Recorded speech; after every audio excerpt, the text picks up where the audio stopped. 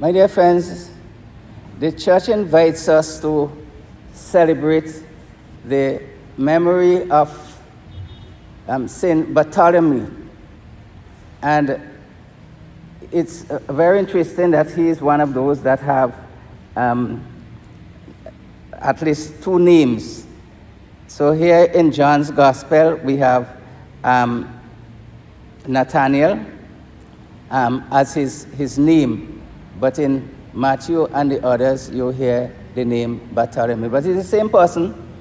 And we have Philip, who encountered Jesus, decided that he is going to let his brother know about Jesus, whom he had hoped for long ago. So what we have is that he comes to him and he said, we, not I, but we, referring to the other disciples that Jesus met and chose on the way. We have found the one Moses spoke about. So who is this one? Moses made a promise that there would be someone the Lord will send just like himself. And he said, this one, when he comes, you must listen to him. So God was not going to leave his people empty.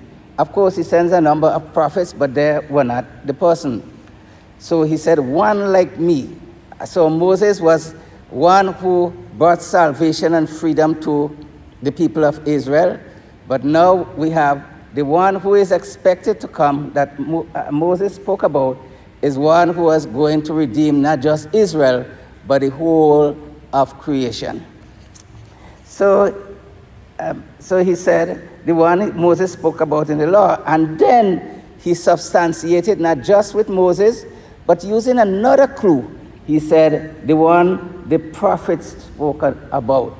So the popular belief that we have concerning Isaiah, speaking about a reed that is broken and so on, and the promise of one who will suffer as a lamb, here we have again, he is using two substantiation to show that this man whom he spoke of, that Moses has mentioned and the prophet has mentioned, we have found him. So look at how many centuries, and now we have found him. So we are the fortunate one to have encountered this Messiah. And right away, and then he concretized it by saying, from Nazareth. And okay, so he said, son of Joseph, from Nazareth. And this is significant because he is putting Joseph in a family, he's putting Jesus in the family context of Joseph. And he is also putting Jesus in the context of Nazareth, a place. So we have a person and a place being clinging to him, while at the same time relating him to the tradition of old. And Bartholomew said, can anything good come from Nazareth? Why? Because Nazareth was not considered someplace as important. Jerusalem, Bethlehem was, but not Nazareth. Nazareth was a small town, not many people. And therefore, they didn't expect any significant thing to come from Nazareth. In fact, those who claimed to be prophets that came from Nazareth, all of them proved to be imposters. So nothing good come from Nazareth. So we had a number of others who came and said that they are Moses, they are the new Moses, they are the Messiah and so on, and they were just wiped out. So here we have nothing good can come from that place. And can any good thing come from that place? And he said, come and see. The come and see is significant because this is also the words that Jesus will say to his apostle, come and see. Where do you live? Come and see. The come and see is an invitation for a divine encounter. God manifested himself in Jesus of Nazareth. It is through this encounter now that they will experience who he is. See, listen to his teaching, know his whereabouts, know everything that they can learn from him. See his miracles, see his wonders. They cannot know him by just hearing about him. Christianity will never be important for anyone if it is won just through argument. Argumentation is good sometimes, but it leads to frustration, misunderstanding, and quarrels. So sometimes argument doesn't work when we try to argue to persons who Christ is.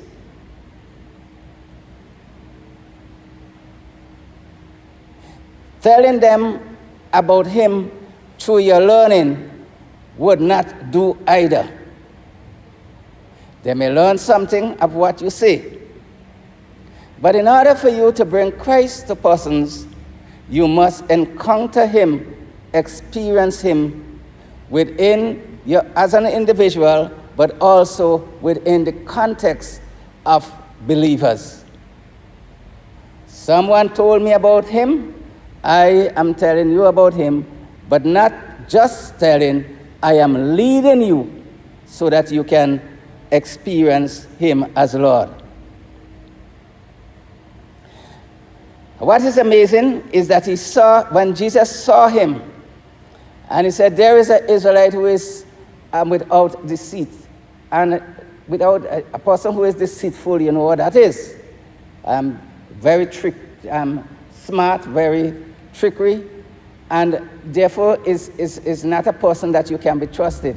And Jesus said, here is a man without deceit. This is a man whom I can trust. Bartholomew, Nathanael, is a man that I can trust, so he can be my apostle.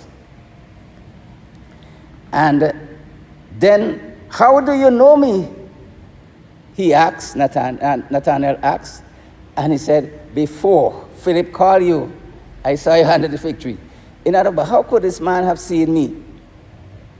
There is something exceptional about this man. And we have a profound profession of faith. Nathanael answered, Rabbi, teacher, you are the Son of God, the King of Israel. In a matter of moment, there is an encounter with Jesus, and he recognized and proclaimed Jesus as Lord and Messiah. What a wonderful thing. And then Jesus said, listen, this is what you see now. But listen, later on you will see greater things. I would like to share with you a story about a philosopher called Huxley. You all young seminarians. Where Matthew? Yeah, you have to read. There is something on Christianity written by a philosopher called Aldous Huxley. And Huxley, he was a, what do you call it? He believed that there is a God, but he didn't believe that God was engaged with human beings and that nothing can be known about this God. Agnostic, what I was trying to remember. And he knows a friend who every Sunday will walk to church. And one day he encountered him, this man going to church. And he said, listen, never miss church on a Sunday. But perhaps if he was sick, but he will never deliberately miss church on a Sunday. And Huxley asked him, he said, could you share with me what you believe about God and about Jesus Christ? And the man said, I will come with you. And Huxley did not expect him to come home with him. He expected him to go to church. He said, no, I will come with you. And he sat down and began to speak about Christ. and he began to speak about his own experience of Christ. And Huxley, who don't believe nothing at all, began to sob. And as he sobbed, when the friend was finished speaking, he said, "This is Christianity in practice." So practical Christianity. He said, "You choose not to go to church so that you can explain to me and to share with me the belief that you have." And then he made the point. He said, "If I could believe," no, he said, "I will give my arm to you if I could believe what you believe." And he continued to sob. So I begin by saying we cannot argue ourselves to Christ. Huxley did not come a believer, but he had an encounter. And the encounter depends on what we do with the encounter. Because we can come to church and experience Jesus, and then we can still walk away from him. The rich young man came and encountered Jesus, but he walked away sad because he was very rich. It's the same thing that is happening here. Nathanael, or Bartholomew, was introduced to Jesus by his brother. And he realized that he was in the presence of someone that is more than what he accustomed to encounter, that he pronounced him Lord and God and King. In other words, he recognized that here I stand in the presence of the ruler, and only the ruler can show me more, as he said, you will see heavens open and so on. Only he can show me these great things. He believed and he became an apostle. Well, tradition said that he ended up in many places, and one of those places is India. We heard that even in Germany. But wherever he went, we are told that, especially in India, he left with the people that were believers a book, the Gospel of Matthew, as the only gospel they had to know something about Christ. We have 4, and then we have a whole collection of books called a Bible. And they only had that. And we are told in the story that Bartholomew somehow was able to convert one of the rulers, one of the kings. And when the brother realized that the king was turned to Christianity, the brother decided, well, no, he doesn't want that to happen. It will interrupt the line of the ruling, of the heredity. And he decided that he will get rid of Bartholomew. And we are told that in order to kill him, they strip him of his skin, take off the skin from his whole body, and left him to die. Whatever his death is, wherever he was when he died, he was willing to give himself for the Christ he encountered, the Christ who changed his life over the course of time, because it is the same Christ who said, "Come and see." He knew from experience and was willing to give his whole life to the Lord. It is our responsibility when we hear about the Lord to go to him, to encounter him, to experience him, and not be afraid to let others know about him.